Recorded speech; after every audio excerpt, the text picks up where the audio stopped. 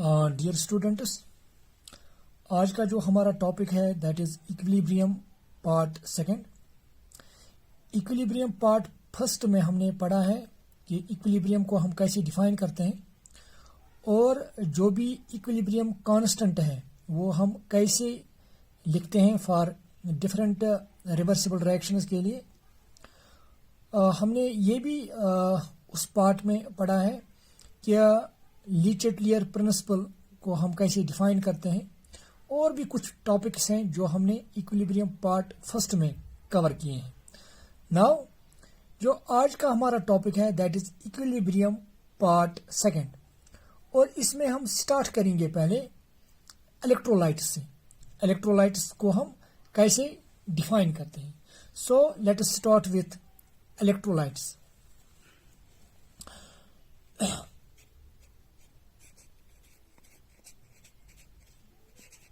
Electrolytes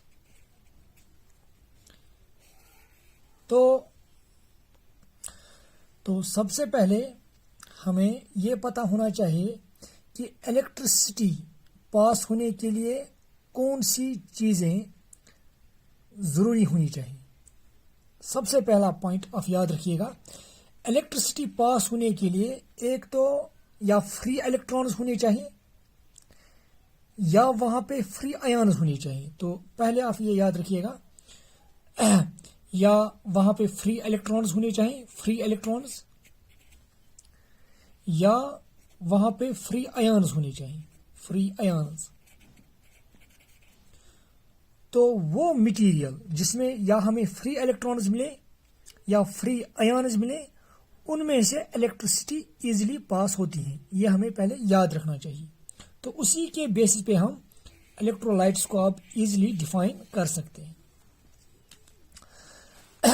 now देखिए आप, अब हम सबसे पहले हम अब इलेक्ट्रोलाइट को आप डिफाइन करने की कोशिश करेंगे। इलेक्ट्रोलाइट इनफैक्ट वो कंपाउंड है जिसमें से इलेक्ट्रिसिटी पास हो when that compound is present in aqueous state और in molten state. For example start करेंगे हम पहले एग्जांपल से। अगर मैं यहां पे एक कंटेनर ले रहा हूं और इस कंटेनर में मैं वाटर ले रहा हूं, अगर इस वाटर में आपने सोडियम क्लोराइड NaCl डाला है, तो जब आप इसमें NaCl डालोगे यू विल फाइंड कि ये जो सोल्यूशन है इसमें से इलेक्ट्रिसिटी पास होगी। तो इसका मतलब यह है कि जो ये सोडियम क्लोराइड है इसका सोल्यूशन, इसका जो सोल्यूशन है इसमें से इलेक्ट्रिसिटी पास होती है। वो कंपाउंड जो अगर एक्वस स्टेट में हो और उसमें से इलेक्ट्रिसिटी पास होती है तो हम उस कंपाउंड को कहते हैं इलेक्ट्रोलाइट। तो ये किसकी एग्जांपल है फिर इलेक्ट्रोलाइट की? तो फिर ये इलेक्ट्रोलाइट है। इसी तरह से अगर आप इस कंपाउंड को वाटर में नहीं लेंगे, एक्वस स्टेट में नहीं लेंगे, अगर आप इसका मोल्टन स्टेट ले लेंगे, सिंपली इसको आप मेल्ट करेंगे NaCl को। अगर आप NaCl यहां पे ले रहे हैं मगर मोल्टन स्टेट में,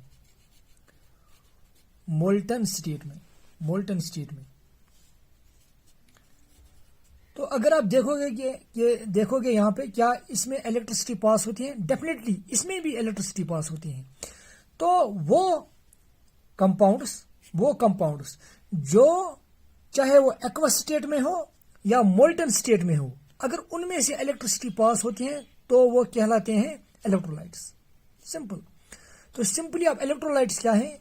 इलेक्ट्रोलाइट्स वो कंपाउंड्स हैं through which electricity pass when they are present in molten state or in aqueous state। जब कोई कंपाउंड मोल्टन स्टेट या एक्वस स्टेट में हो और अगर उसमें से इलेक्ट्रिसिटी पास होती है तो हम उस कंपाउंड को इलेक्ट्रोलाइट का नाम देते हैं। They are called electrolytes. Now तो अब ये NaCl फिर क्या है? इलेक्ट्रोलाइट। इसी तरह से मैं एक और एग्जांपल यहां पे लेना चाहूंगा। अगर आप इसी तरह से HCl लोगे, अगर आप HCl का सोल्यूशन लोगे यू विल फाइंड इसमें से भी इलेक्ट्रिसिटी पास होती है। तो फिर ये भी क्या है? ये भी एक इलेक्ट्रोलाइट है। इसी तरह से अगर आप NaOH लोगे, अगर आप इसका एक्वस सोल्यूशन लोगे तो उसमें से इलेक्ट्रिसिटी पास होगी, तो वो NaOH भी क्या है, दैट इज अगेन इलेक्ट्रोलाइट। तो एक और एग्जांपल मैं यहाँ पे लेना चाहूंगा, CH3COH एसिटिक एसिड। अगर आप इसको वाटर में लोगे तो फिर आप देखना चाहोगे कि क्या उसमें से इलेक्ट्रिसिटी पास होगी, डेफिनेटली उसमें भी इलेक्ट्रिसिटी पास होगी। तो फिर CH3COH क्या है, ये भी एक इलेक्ट्रोलाइट है। इसके बरअक्स अगर आप, मैं यहाँ पे एक कंटेनर ले रहा हूं, उस कंटेनर में पानी समझो हमने भर लिया। अगर इस पानी में अगर ये डिस्टिल्ड वाटर है जिसमें इलेक्ट्रिसिटी बहुत कम पास होती है, अगर हम सिर्फ वाटर को ही ले लेंगे, इसके बरअक्स अगर आप सोडियम क्लोराइड के बदले इसमें शुगर लोगे, तो जब आप इसमें शुगर डालोगे definitely sugar will get dissolve in this. और अगर आप इसमें देखोगे क्या इसमें से इलेक्ट्रिसिटी पास होगी, डेफिनेटली यू विल फाइंड इसमें इलेक्ट्रिसिटी पास नहीं होगी। तो वो कंपाउंड जिसका आप अगर एक्वस सोल्यूशन ले रहे हैं या ये मोल्टन स्टेट में ले रहे हैं, या अगर आप इसी को मेल्ट करके लेंगे, तो अगर आप ये देखेंगे क्या इसके एक्वस सोल्यूशन में, ये समझो इसका एक्वस सोल्यूशन है, ये है इसका मोल्टन फॉर्म, या आप इसको मोल्टन स्टेट में ले लेंगे, क्या शुगर के एक्वस स्टेट में या शुगर के मोल्टन फॉर्म में इलेक्ट्रिसिटी पास होगी?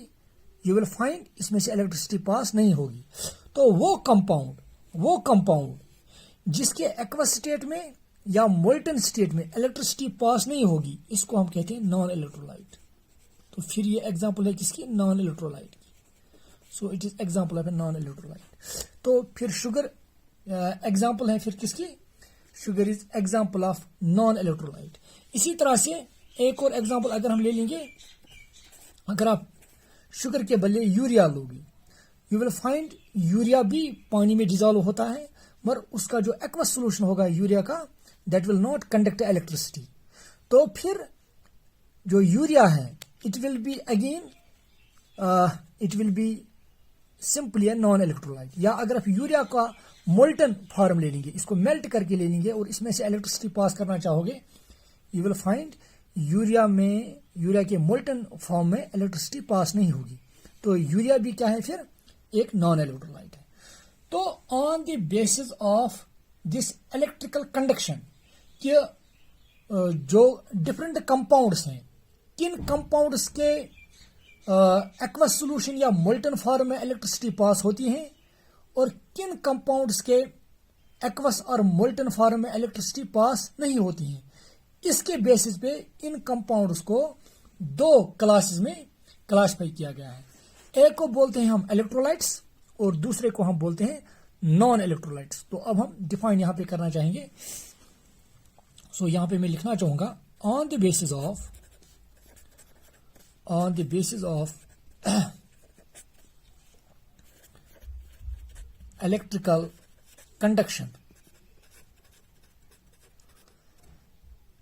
conduction की बेस पे, on the base of electrical conduction, compounds have been classified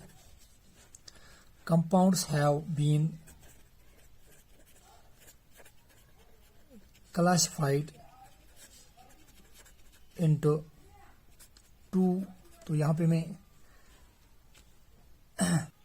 now on the basis of electrical conduction, compounds have been classified into two groups. Number one is electrolytes and number second is non-electrolytes. Now electrolytes को अब हम कैसे define करेंगे, electrolytes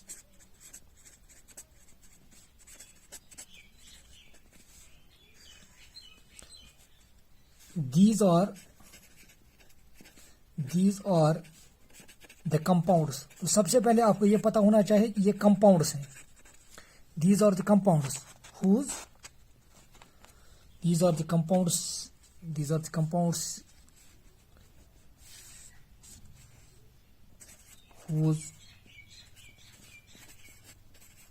aqueous solution or molten form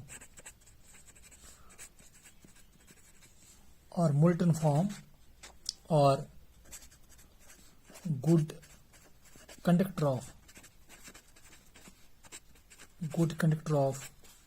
electricity,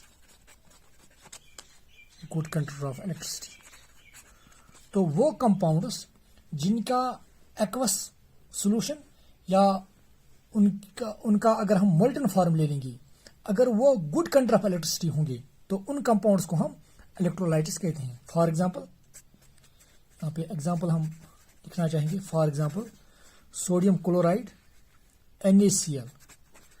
अगर आप NaCl का aqueous solution ले लेंगे या इसकी मोल्टन फॉर्म ले लेंगे, you will find it will conduct electricity. So NaCl is example of electrolyte. इसी तरह से KCl, HCl, H2SO4, CH3COH, so they are all examples of electrolytes. Now non electrolytes के बारे में अब हम लिखना चाहेंगे।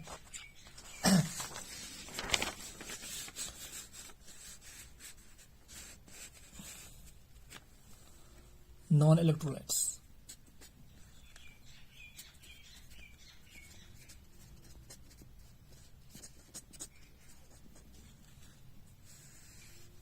तो नॉन इलेक्ट्रोलाइट्स भी क्या है? ये वो कंपाउंड्स हैं जिनका एक्वस सॉल्यूशन या मोल्टन फॉर्म,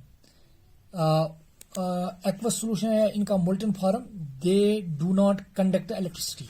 तो यहां पे हम लिखना चाहेंगे non electrolytes, these are the compounds, ये भी कंपाउंड्स हैं, these are the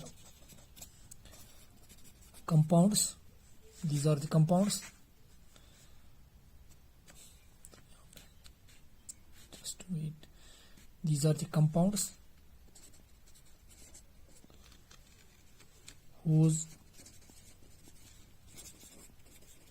aqueous solution or molten form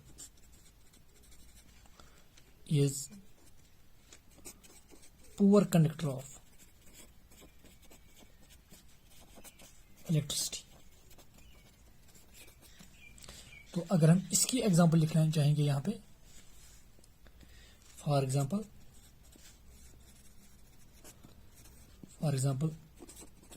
urea अगर हम ले लेंगे, ये जो यूरिया है it is example of non electrolyte.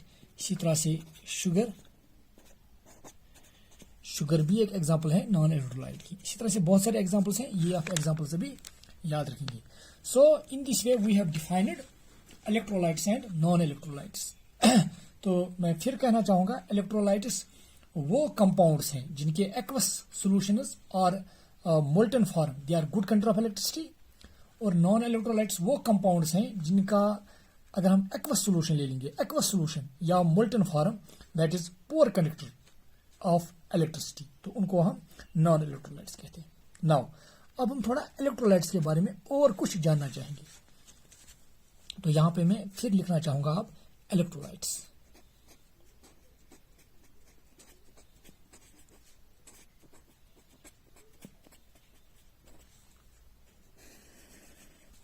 अब ये इलेक्ट्रोलाइट्स हैं, तो यहां पे फॉर एग्जांपल मैं यहां पे एग्जांपल लिखना चाहूंगा NaCl, हमें पता है ये एक इलेक्ट्रोलाइट है। इसी तरह से HCl, ये भी एक इलेक्ट्रोलाइट है। तो यहां पर मैं कुछ एग्जांपल्स लिखना चाहूंगा। CH3COOH, ये भी एक इलेक्ट्रोलाइट है। इसी तरह से एक और इलेक्ट्रोलाइट की मैं यहां पे एग्जांपल लिखना चाहूंगा, NH4OH, that is ammonium hydroxide. दोनों इलेक्ट्रोलाइट हैं, चाहे आप इनका एक्वस सॉल्यूशन ले लेंगे या इनका एक्वस सॉल्यूशन ले लेंगे, यू विल फाइंड कि इनका aqueous solution that is good conductor of electricity. तो फिर NaCl या HCl या CH3COH that is acetic acid या अमोनियम हाइड्रोक्साइड, दोनों जो ग्रुप्स हैं ये एग्जांपल्स हैं इलेक्ट्रोलाइट्स की। अब ये जो इलेक्ट्रोलाइट्स हैं, अगर आप इस ग्रुप को भी देखेंगे और इस ग्रुप को देखेंगे, ये इलेक्ट्रोलाइट्स हैं जो मैंने इस सर्कल में रखा है, ये वो इलेक्ट्रोलाइट्स हैं कि अगर आप ये पानी में डालोगे इन इलेक्ट्रोलाइट्स को, they get they get completely dissociated into ions, कि जब भी आप इनको पानी में डालोगे ये कंप्लीटली डिसोसिएट होंगे आयन्स में, और अगर आप इनको पानी में डालोगे यू विल फाइंड ये कंप्लीटली डिसोसिएट नहीं होंगे। तो वो electrolyte which dissociate completely they are called strong electrolytes. तो ये फिर स्ट्रॉन्ग इलेक्ट्रोलाइट्स है, स्ट्रॉन्ग इलेक्ट्रोलाइट्स। और वो इलेक्ट्रोलाइट्स जो कंप्लीटली डिसोसिएट नहीं होंगे आयन्स में, उनको हम कहते हैं वीक इलेक्ट्रोलाइट्स, वीक इलेक्ट्रोलाइट्स। तो मैं फिर थोड़ा बहुत इसको समझाने की कोशिश करूंगा। For example weak electrolytes. Now ये डिसोसिएट होने का मतलब यहां पे है कि अगर आप NaCl को वाटर में डालोगे H2O, यू विल फाइंड ये Na पॉजिटिव में चला जाएगा और Cl नेगेटिव में चला जाएगा, और ये हाइड्रेटेड रहेंगे विथ वाटर, जो हम इस तरह से दिखाते हैं। तो अगर आप फॉर एग्जांपल आपने NaCl के 100 यूनिट्स लिए होंगे NaCl की, तो 100 के 100 यूनिट्स इन आयन्स में चले जाएंगे। तो वो इलेक्ट्रोलाइट जो कंप्लीटली डिसोसिएट होगा आयन्स में, तो ऐसे इलेक्ट्रोलाइट को हम कहते हैं स्ट्रॉन्ग इलेक्ट्रोलाइट। मतलब अगर आपने 100 लिए होंगे यहाँ पे NaCl के 100 यूनिट्स, 100 के 100 यूनिट्स आयन्स में तब्दील होंगे, कोई भी यूनिट एज NaCl नहीं रहेगा। इसी तरह से अगर आप HCl को ले लेंगे यहाँ पे, चलो HCl का कि आपने 100,000 यूनिट्स लिए हैं, जो ही आप इसको पानी में डालोगे ये सारे HCl जो यूनिट्स हैं वो कंप्लीटली आयन्स में चले जाएंगे, H positive plus Cl negative. फिर ये हाइड्रेटेड रहेंगे, जिसको हम यहाँ पे एक्वस लिखते हैं इन आयन्स के साथ, that means they are surrounded by water molecules. Anyway, तो अगर आपने HCl के 1000 मॉलिक्यूल्स लिए हैं या 1000 यूनिट्स लिए हैं, तो 1000 के 1000 यूनिट्स आयन्स में चले जाएंगे। तो वो इलेक्ट्रोलाइट जो कंप्लीटली डिसोसिएट होगा into its ions, that electrolyte is called strong electrolyte. और इसके बरकस अगर आप ये देखेंगे CH3COH, अगर आपने CH3COH को यहाँ पे मैं दिखाना चाहूंगा, अगर आपने CH3COH को लिया है वाटर में, आप देखेंगे कि ये CH3CO नेगेटिव में चला जाएगा और H पॉजिटिव में चला जाएगा। अगर मैं सिर्फ CH3COH की बात कर रहा हूं, इनफैक्ट ये जो H पॉजिटिव है ये वाटर के साथ मिलके, इनफैक्ट ये H पॉजिटिव फिर वाटर के साथ रहकर ये रहेगा एज H3O पॉजिटिव। ये मैंने इस तरह से लिखा है।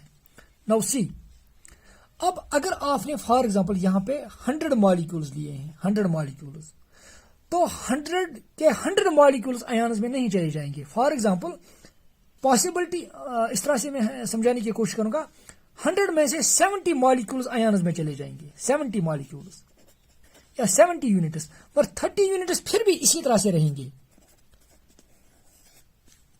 अनआयोनाइज्ड फॉर्म में, 30 मॉलिक्यूल्स। तो वो इलेक्ट्रोलाइट जो कंप्लीटली डिसोसिएट नहीं होगा, उस इलेक्ट्रोलाइट को हम वीक इलेक्ट्रोलाइट कहते हैं। तो weak electrolytes are those which do not dissociate completely into their ions, while strong electrolytes are those which get completely dissociated into their ions. Now एक और चीज, अगर ये कंप्लीटली डिसोसिएट नहीं होते हैं तो उससे क्या होगा।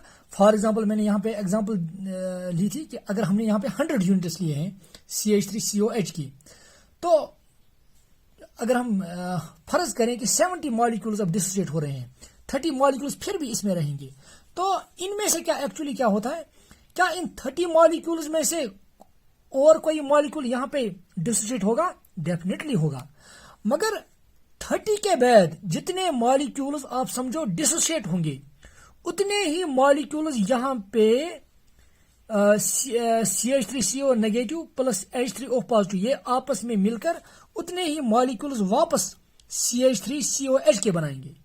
मतलब मेरे कहने का मतलब है कि अगर फॉर एग्जाम्पल यहाँ पे आप 30 मॉलिक्यूल, अब 70, इन 30 में से आप समझो 5 मॉलिक्यूल्स फिर यहाँ पे डिसोसिएट होंगे, मगर जो डिसोसिएटेड मॉलिक्यूल्स होंगे 5, वो फिर मिलकर ये वापस बनाएंगे ऑटोमेटिकली। इन मॉलिक्यूल्स की कंसंट्रेशन अब 30 ही रहेगी, क्योंकि 30 में से 5 सब्ट्रैक्ट हो रहे थे मगर वहां से 5 वापस आ रहे हैं, तो ऑटोमेटिक ये 30 ही रहेंगे। तो ये भी कितने रहेंगे, ये भी 70 ही रहेंगे, क्योंकि इसमें से पहले 5 ऐड हो रहे थे मगर यहां से फिर 5 वापस जा रहे हैं। तो इसका मतलब इन आयन्स की जो कंसंट्रेशन होगी वो कांस्टेंट रहेंगे। ये जो यूनिट्स हैं इनकी कंसंट्रेशन क्या रहेगी, कांस्टेंट रहेगी। मतलब इनके दरमियान एक इक्विलिब्रियम एस्टेब्लिश होगा। तो अब आप यह यहां पे याद रखिएगा, जो भी वीक इलेक्ट्रोलाइट्स हैं, जब आप वीक इलेक्ट्रोलाइट्स को पानी में डालोगे तो वहां पे क्या होगा, वो एक इक्विलिब्रियम एस्टेब्लिश करेंगे, क्योंकि वो कंप्लीटली डिसोसिएट नहीं होते हैं।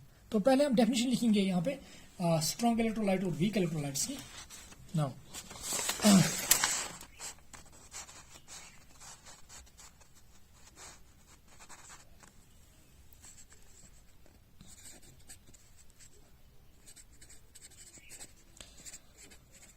strong electrolytes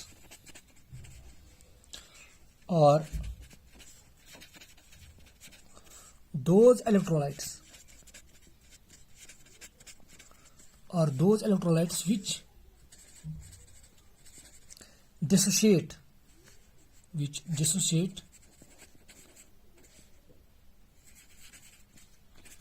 completely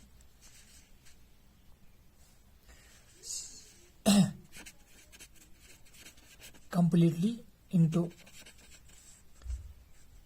ions. Strong electrolytes are those electrolytes which dissociate completely into ions in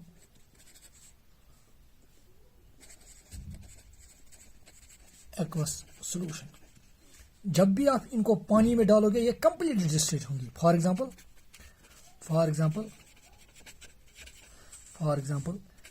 NaCl ये कंप्लीटली डिसोसिएट होगा। इसी तरह से HCl ये कंप्लीट डिसोसिएट होगा। HNO3 कंप्लीट डिसोसिएट होगा। इसी तरह से H2SO4 कंप्लीटली डिसोसिएट होगा, etcetera. They are all examples of strong electrolytes. और जब भी हम स्ट्रॉन्ग इलेक्ट्रोलाइट्स की डिसोसिएशन दिखाते हैं, फॉर एग्जाम्पल अगर मैं यहाँ पे दिखा रहा हूँ NaCl और इसको मैं वाटर में डाल रहा हूँ, तो Na positive plus Cl negative, क्योंकि ये आयन्स हाइड्रेटेड रहते हैं तो हम इसके साथ ये इस तरह से एक्वस वर्ड एज सबस्क्रिप्ट लिखते हैं। नाउ जब अब जो भी सबस्टेंस, जो भी इलेक्ट्रोलाइट कंप्लीटली डिस्ट्रिब्यूट होगा, तो इसके लिए हम सिर्फ एक ही एरो दिखाते हैं, और जो एरो का हेड होता है वो हम राइट साइड में दिखाते हैं, जिसमें वो तब्दील होता है in water, in aqueous solution. Now अब weak electrolyte,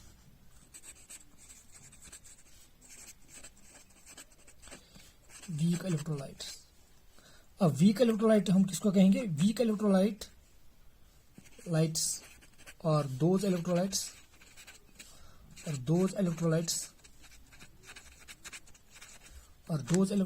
which do not dissociate completely into ions in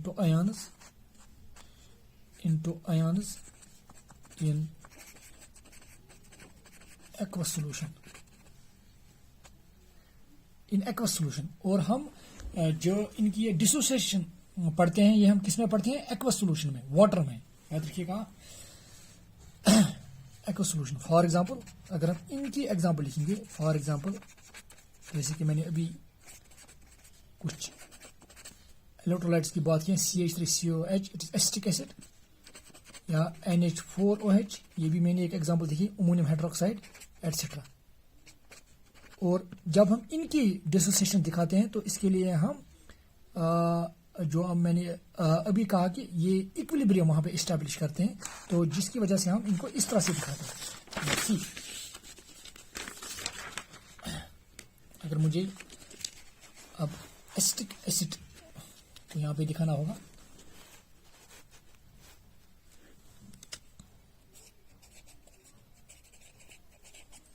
तो अगर मैं इसको वाटर में अब डाल रहा हूं, तो जो ही हम एसिटिक एसिड को वाटर में डालेंगे तो ये एक्चुअली क्या देगा, CH3CO नेगेटिव प्लस ये एक्चुअली H पॉजिटिव देगा। वो H पॉजिटिव वाटर के साथ रहकर इस तरह से रहेगा, H3O पॉजिटिव, ठीक है। और ये CH3CO negative it will also remain in hydrated form, जिसकी वजह से हम A को यहाँ पे लिख रहे हैं। तो अगर आपको याद होगा, मैंने आपको कहा कि अगर इसके हम 100 यूनिट्स ले लेंगे, 100 के 100 यूनिट्स इसमें डिसोसिएट नहीं होंगे, कुछ यूनिट्स डिसोसिएट होंगे तो कुछ यूनिट्स इसमें ही रहेंगे, जिसकी वजह से यहाँ पे जो वीक इलेक्ट्रोलाइट्स हैं दे एस्टेब्लिश इक्विलिब्रियम। तो यहाँ पे इक्विलिब्रियम एस्टेब्लिश होगा, तो याद रखिएगा। तो जब भी आप वीक इलेक्ट्रोलाइट्स को पानी में डालोगे, you will find they will establish definitely equilibrium. और हमें पता है कि अगर हमारे पास कोई इक्विलिब्रियम रिएक्शन है, अगर हमारे पास कोई इक्विलिब्रियम सिस्टम इक्विलिब्रियम पर है, तो हम इसके लिए इक्विलिब्रियम कांस्टेंट निकालते हैं।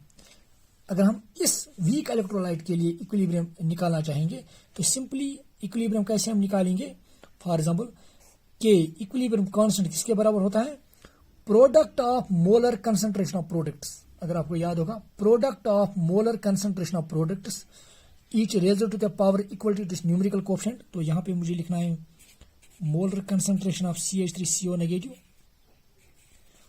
और H3O पॉजिटिव, ये हमने पहले ही पढ़ा है। प्रोडक्ट ऑफ प्रोडक्ट मीन्स हमें मल्टीप्लिकेशन में दिखाने हैं, मोलर कंसंट्रेशन ऑफ प्रोडक्ट्स, इसकी मोलर कंसंट्रेशन और इसकी मोलर कंसंट्रेशन का हमें प्रोडक्ट यहाँ पे लिखना है। इनफैक्ट जो अगर इनके आगे न्यूमेरिकल कोएफिशिएंट्स होते तो वो न्यूमेरिकल कोएफिशिएंट्स फिर हमें चढ़ाने थे यहाँ पे पावर्स। फॉर एग्जांपल अगर CH3CO नेगेटिव के सामने 2 होता तो यहाँ पे हम 2 लिखते एज अ पावर, तो इसके सामने अगर 3 होता तो यहाँ पे 3 लिखते। और डिपेंड करता है बैलेंस्ड केमिकल रिएक्शन में न्यूमेरिकल कोएफिशिएंट्स क्या है। क्योंकि यहाँ पे न्यूमेरिकल कोएफिशिएंट 1 है तो हम यहाँ पे 1 लिख भी सकते हैं, और अगर नहीं भी लिखे तो उसका मतलब भी है कि यहाँ पे पावर्स 1 है डिवाइडेड बाय।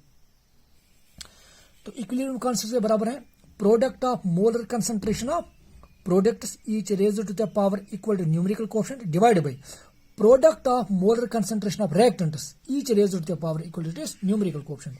तो यहाँ पे हम इस तरह से लिखेंगे CH3COH, क्योंकि मोलर कंसंट्रेशन ऑफ CH3COH की लिखनी है into molar concentration of H2O,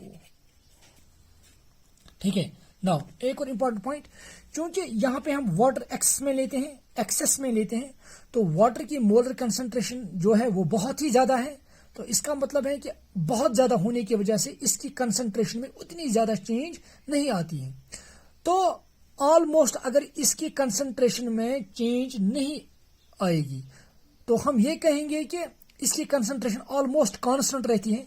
तो अगर ये कांस्टेंट है और ये भी कांस्टेंट है, इन कांस्टेंट्स को हम एक ही साइड में ले लेंगे, तो हम लिखेंगे K इंटू H2O, ये मैंने यहां लिया, is equal to CH3CO negative into H3O positive divided by CH3COH। और हमें पता है it is constant at a particular temperature, constant into this, it is constant into constant, that is new constant, and that new constant is called Ka. It is called ionization constant, and ionization constant को हम अब ऐसे लिखेंगे CH3CO negative into H3O positive divided bye CH3COOH। तो ये इस, क्योंकि हमने यहाँ पे CH3COH एसिड लिया है तो ये इस एसिड का आयोनाइजेशन कांस्टेंट होगा। अब यहाँ पे एक चीज आप याद रखिएगा, जितना Ka आयोनाइजेशन कांस्टेंट ज्यादा होगा तो इसका मतलब उसी हिसाब से अगर Ka ज्यादा होगा तो ये कंसंट्रेशन ज्यादा होगी, तो ये कंसंट्रेशन ज्यादा होगी। तो जब ये कंसंट्रेशन ज्यादा होगी तो इसका मतलब CH3COH ज्यादा से ज्यादा आयोनाइज हुआ होगा। तो ऑटोमेटिकली जितना ये ज्यादा आयोनाइज हुआ होगा तो इसका मतलब इसकी जो कंडक्टेंस होगी, क्योंकि जब ये ज्यादा आयोनाइज होगा तो ये आयन ज्यादा देगा। तो जितने आयन ज्यादा होंगे उतनी ही कंडक्टेंस ज्यादा होगी, क्योंकि हमें पहले ही मैंने आपको कहा कि ये जो कंडक्टेंस है, ये कंडक्टेंस के लिए दो चीजें रिस्पॉन्सिबल हैं। एक तो फ्री इलेक्ट्रॉन्स होने चाहिए, फ्री इलेक्ट्रॉन्स, और दूसरा मैंने कहा था फ्री आयन्स, फ्री आयन्स। क्योंकि हम यहाँ पे आयन्स की ही बात करते हैं, इलेक्ट्रॉन्स की हम यहाँ पे कंपाउंड्स को हमने यहाँ पे लिया है। तो जितने फ्री आयन ज्यादा होंगे, जैसे कि अगर हम स्ट्रॉन्ग इलेक्ट्रोलाइट ले लेंगे, तो स्ट्रॉन्ग इलेक्ट्रोलाइट पूरा का पूरा डिसोसिएट होता है। तो जब वो पूरा का पूरा डिसोसिएट होता है तो ऑटोमेटिकली वहां पे आयन बहुत ज्यादा मिलेंगे हमें।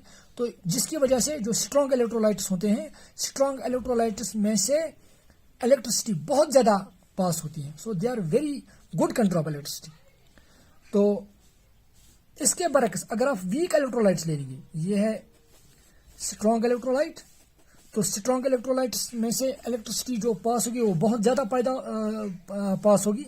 जो वीक इलेक्ट्रोलाइट्स हैं, वीक इलेक्ट्रोलाइट्स कंप्लीटली डिसोसिएट नहीं होते हैं, तो ऑटोमेटिकली यहाँ पे आयन जो होंगे वो आयन्स कम मिलेंगे हमें।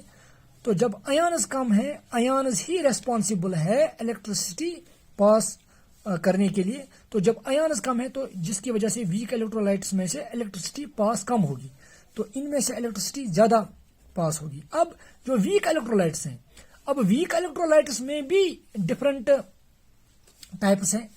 जो वीक इलेक्ट्रोलाइट ज्यादा डिसोसिएट होगा, ऑटोमेटिकली वो आयन ज्यादा देगा, तो ऑटोमेटिकली उसकी जो कंडक्टेंस होगी वो रिलेटिवली ज्यादा होगी। अब कौन सा वीक इलेक्ट्रोलाइट कितने ज्यादा आयन देगा, तो वो हम आयोनाइजेशन कांस्टेंट के बेसिस पे हम निकाल सकते हैं। जितना आयोनाइजेशन कांस्टेंट ज्यादा होगा वीक इलेक्ट्रोलाइट का, जितना एक वीक इलेक्ट्रोलाइट का आयोनाइजेशन कांस्टेंट ज्यादा होगा, उतने ही उसने आयन ज्यादा दिए होंगे। तो जब आयन ज्यादा दिए होंगे तो ऑटोमेटिकली उसकी कंडक्टेंस ज्यादा होगी। So this was all about this electrolytes को हम कैसे डिफाइन करते हैं, या इलेक्ट्रोलाइट्स को हम फिर कैसे क्लास पे करते हैं, जैसे कि स्ट्रॉन्ग एंड वीक इलेक्ट्रोलाइट्स। और इसमें एक और इम्पॉर्टेंट चीज आपने देखा होगा कि ये जो वीक इलेक्ट्रोलाइट्स हैं, ये वीक इलेक्ट्रोलाइट्स जो ही हम इनको पानी में डालते हैं, दे एस्टैब्लिश इक्विलिब्रियम, जो आपको याद रखना है, क्योंकि इसी के बेसिस पे जो ये इक्विलिब्रियम एस्टैब्लिश करते हैं, उसी के बेसिस पे जो आगे क्वेश्चंस है वो आप इजिली कर पाएंगे। So thank you dear students.